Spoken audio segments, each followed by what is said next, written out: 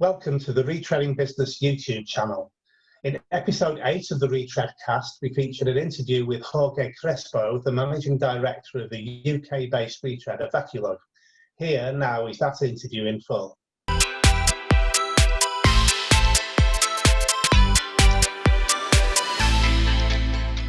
It's now 2 years since the UK's largest independent retreader, Vacu-lug, was acquired by the Genesis Group. And today on the Retreadcast, we're delighted to welcome Jorge Crespo, who replaced Tim Hercock as Managing Director of Vacu-lug in June. Jorge, welcome to the Retreadcast.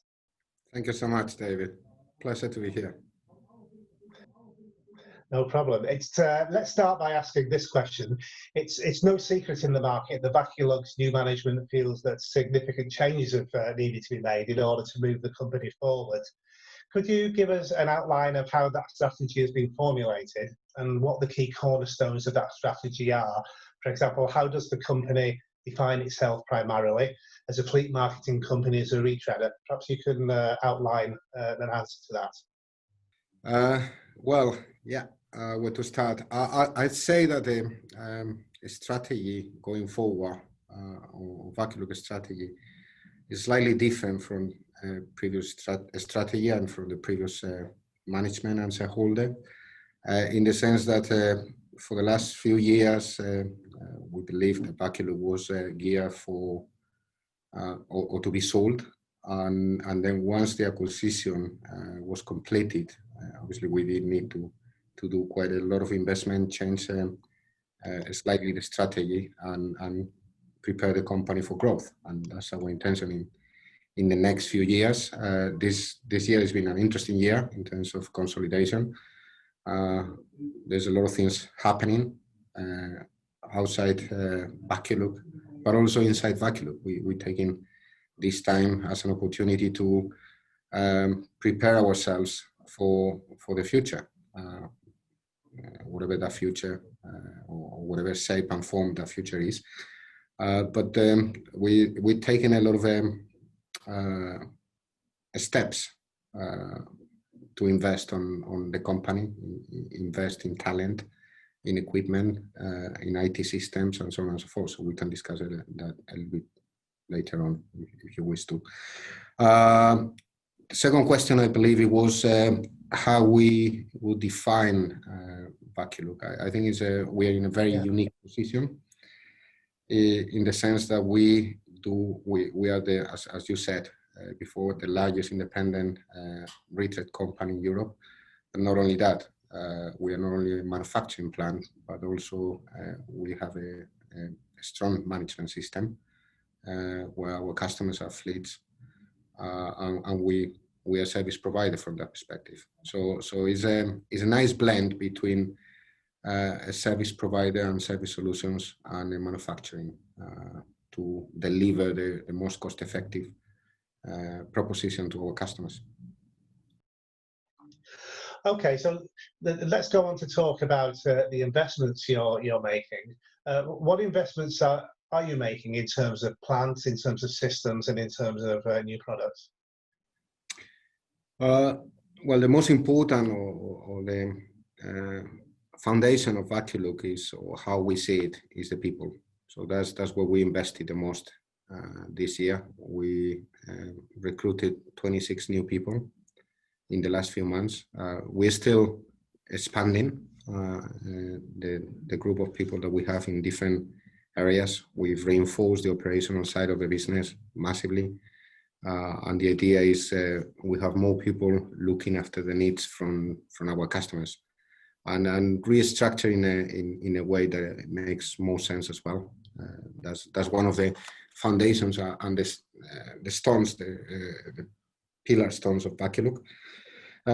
We are heavily investing in IT systems and software. Again, we got something called the VMS, which is the Vacu-lug management system, and that has been one of our strengths over the years. I think it was one of the first of its kind to be developed, and we are investing in that. So we partner with Microsoft, and we're implementing Dynamics, and we're expecting to finish with implementation of the new software and IT systems by April 2021. So we are developing as well a CRM, a new ERP for the factory, and so on. And finally, last but not least, is obviously we need to develop new products. We launched about 6 different products this year. So obviously the factory is benefited from a large investment, whether it's different equipment, tooling. We've added as well new shifts, so we are producing more tires, and we have more people than what we had last year, which is considering the times we live in is quite reassuring for everybody. You mentioned the personnel changes. You've made quite a number of changes in terms of personnel, recruiting from right across the tire distribution and fleet management sector. Can you give us an insight into the strategy that you're following with regards to personnel and what you believe the benefits of these changes will be for the company? Well, we are trying to change the culture of the company, keeping what the company, the DNA of the company. Obviously, we celebrated this year the 70th anniversary of Vacu-lug with a big party where we invited all the families of employees, suppliers, customers, and so on. It was a great success. So we are trying to keep that side of the business because still it's a family-owned company. But at the same time, we are trying to slightly change the culture, become a little bit more dynamic, more forward-thinking, and in order to do that, we need a blend of experienced people with new ideas, new blood into the company, and we created new departments like the business excellence department. We are improving our process and systems, and as I said before, the skeleton is there. We are reinforcing the different departments, whether it's sales and operations, whether it's marketing, new employees on marketing as well, customer service. Our call center as well is being expanded, and so has as well our operation department, and yes, the factory, the maintenance department in the factory, and we added a number of people in different key positions. But I was discussing with some of the employees today. I think the atmosphere is quite cheerful. It's very bubbly, and everybody feels we are privileged to be where we are, in the sense that we've been very, very lucky considering what is going out there in the world. This year, very proud to be part of this team. Yeah, I mean, certainly this year has been very difficult for everyone in all types of industries.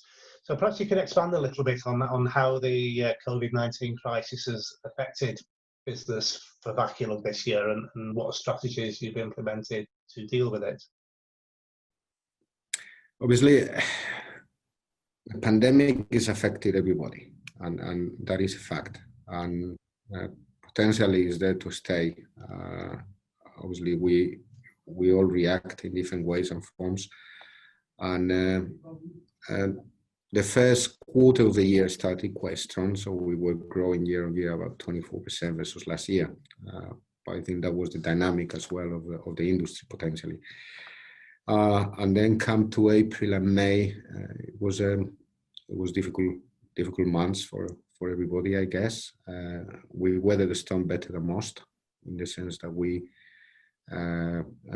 kept producing longer than most manufacturers.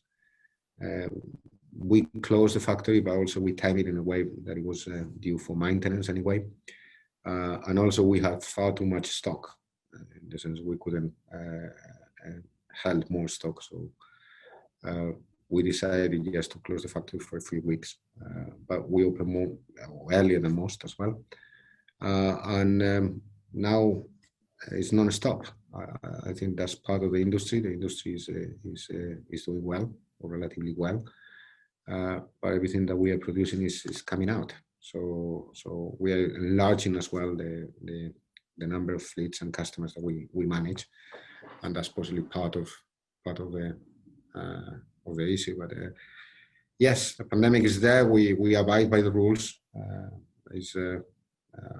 I don't think we have to expand on that. We've done a lot of changes in terms of production and manufacturing, in terms of the office, sanitizing and social distancing, and so on. So, but we are ready from the office perspective. Everybody can work from home if needed, and it hasn't really affected the way we do things. Good. Well, let's talk next about some of the specific areas that Vacu-lug deals in. You've always been very strong in the specialist off-road sector as a company. What are your plans for these diverse markets? Well, in fairness, it's not only the overall market. We are expanding, and Vacu-lug is made out of several business units. We have an OTR business unit, which is we are growing. We are partnering with a number of premium manufacturers, whether it's Yokohama or whether it's Magnetize, and we are developing that business. We added a couple of people there in that department, but we are also trying to diversify our portfolio. So we are adding more customers, more fleets coming from municipal waste.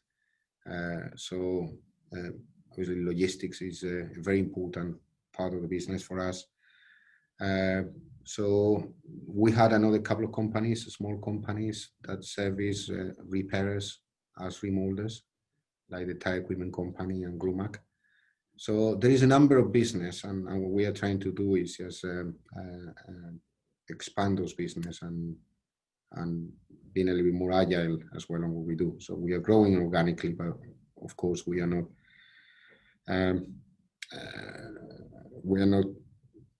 disconsidering any acquisition. So acquisition might be in the future a way forward as well. Do you have a strategy to develop Vacu-lug's position in overseas markets? Well, our plan is our core business is the UK market. So that's what we want to focus our efforts. We don't want to digress or do something differently. So that's our business and our core business. With Brexit as well and the position in the next few months, we are not focusing in Europe right now. We do have some business in Europe, a little bit of a transactional business with different companies in Romania, in Spain, and so on. But it's something that is not our focus right now. Our focus is primarily the UK. Okay. Finally, to summarise, where does the future of retreading lie, in your opinion, and what role do you think Vacu-lug can play in that future? Well, after discussing with a lot of people in the industry, we believe that the retread is having a rebirth in a way. It's part of the circular economy. More and more business having more of a social consciousness, and obviously an environmental approach is very, very important. And this is going to become part of the new world. Whether it's not only in our industry, everywhere, in any trade, people are a little bit more conscious. The councils are becoming, and the governments are becoming as well a little bit more conscious. In Northern Europe, in certain markets, retread is already compulsory in different applications when it comes down to councils or governments, or bus and truck, in Scandinavia, the Netherlands, and so on. So yes, we believe this is going to develop in our industry, and we believe we, as being the largest independent retread manufacturer, we do have a role to play, from doing the right thing and trying to lead in that direction to lobbying with the right organizations and government departments. Okay, well, that is an appropriately positive point on which to finish. So, Jorge, many thanks for your time today, and we look forward to welcoming you back on the Retreadcast soon.